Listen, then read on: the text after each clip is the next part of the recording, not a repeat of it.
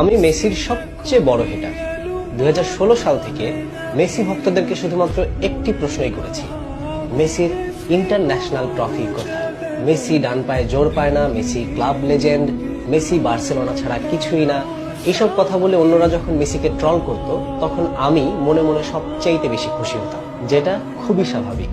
একজন ব্রাজিল এবং Real Madrid fan মেসিকে হেট করবে, এটাই হয়তো স্বাভাবিক।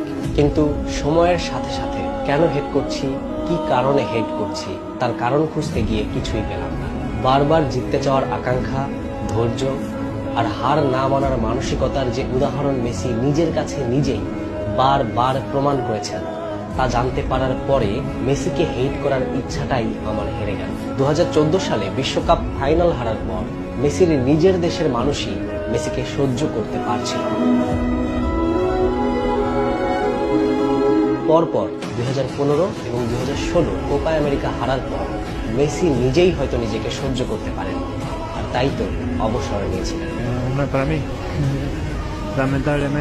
ক্লাবের হয়ে এত এত উপার্জন কি আসলেই পেরেছিল মেসির ক্ষুধা মেটাতে? আসলে কি পেরেছিল মেসিকে সত্যিকারের জয়ের আনন্দ দিতে? 7টি ব্যালন ডিওর, 6টি গোল্ডেন বুট, 5টি প্লে মেকার অ্যাওয়ার্ড, 1টি অলিম্পিক গোল্ড মেডেল, 4টি ইউসিএল ট্রফি, এই এত এত অ্যাচিভমেন্টের কোনোটাই কি পেরেছিল মেসিকে একটু শান্ত রাখতে? 28 বছরের ট্রফি খরা কাটিয়ে চির প্রতিদ্বন্দ্বী ব্রাজিলের মাঠে ব্রাজিলকেই হারিয়ে জিতলেন কোপা আমেরিকা ইন্টারন্যাশনাল ট্রফি।